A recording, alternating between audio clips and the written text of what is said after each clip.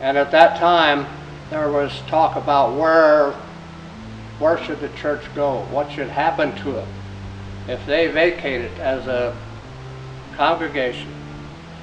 Then what's the alternative? And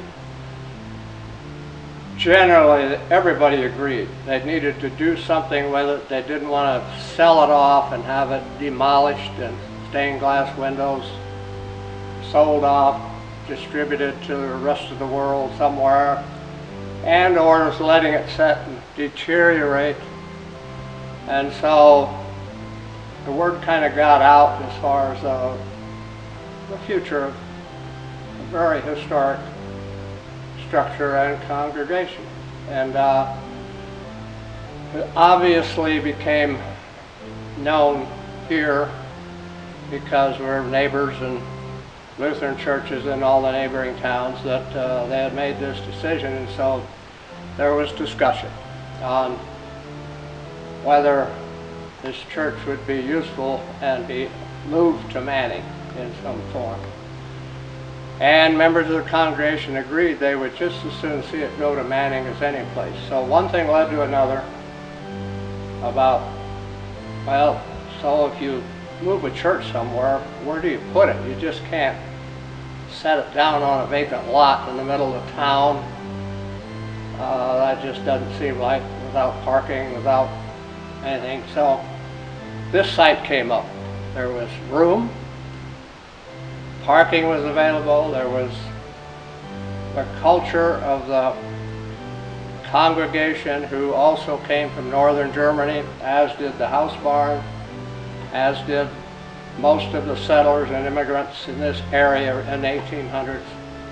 All immigrated pretty much from northern Germany, and so this fit right in with that culture of northern Germany immigration to the Midwest, to Iowa, to Manning. One thing led to another where we started seriously discussing that with members of the congregation. And I volunteered to coordinate this effort because it had to keep coordinated in communication between that congregation and the Heritage Foundation here with this development and any other things that fit together as one operation. So we formed a couple committees, started pursuing details. And about 2005, we started a fund drive. We put together a budget and decided, based on information that we had gathered, if we got $100,000 together, we could pick up that church down there and move it up here, put it in this spot, and use it here in conjunction with the Hausbarn-Heritage Park. And so a fundraising drive began. Carroll paper, local papers, Dave Kuzel's website, all of the publications picked up on this and did a good job of providing information to the public of the intent to save this church, move it to a new location, make it available for use at this location, not with the congregation, but for weddings, baptisms, funerals, whatever use could be made of it, religious use, regardless of religious denomination. It has lost its pure Lutheran identity, but it hasn't lost its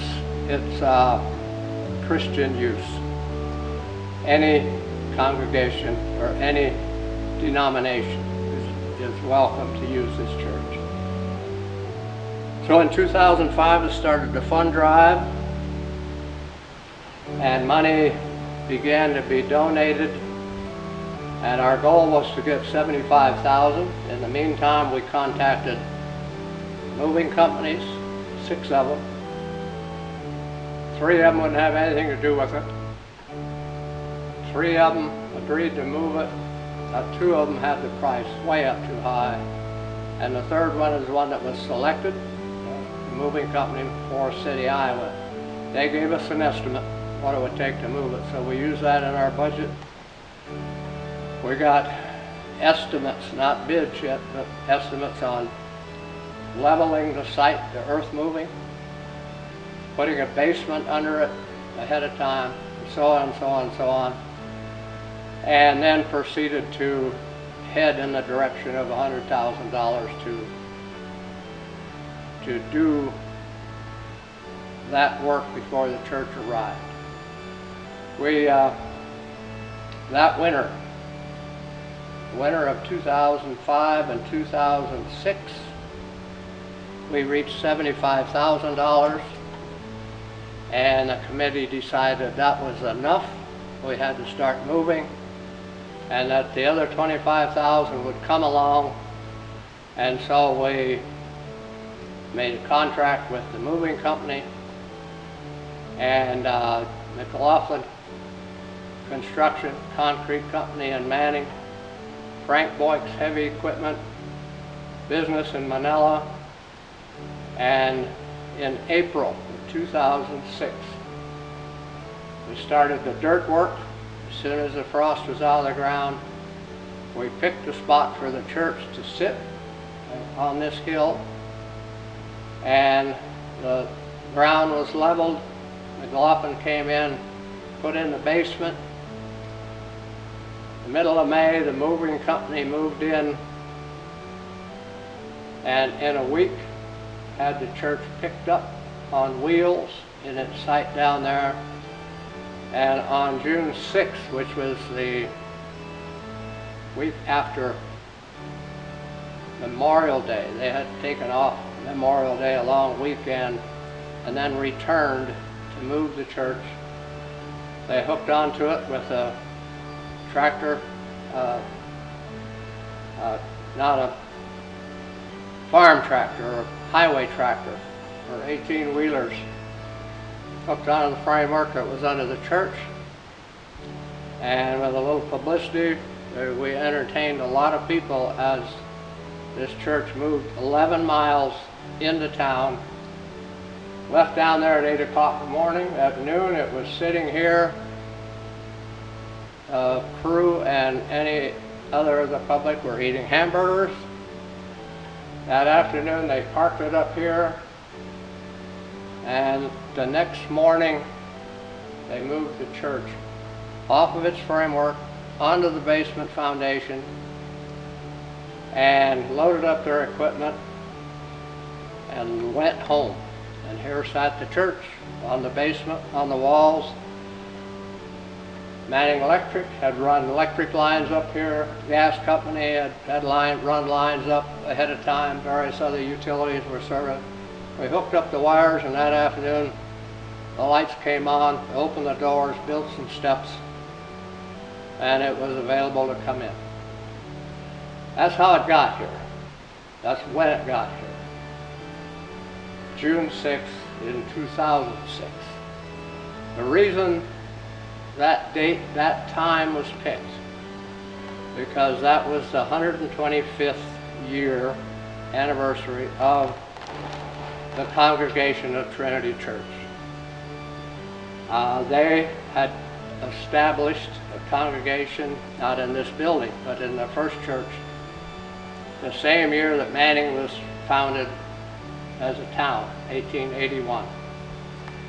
And so Manning was celebrating its 125th anniversary that summer in June, and they celebrated 125th of this church in June.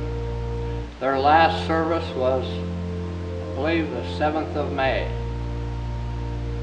in this church down there, and there was a service in the afternoon and one in the evening, and the evening service is the one that by church protocol was officially conducted and closed the church doors, and the congregation was no more in this building.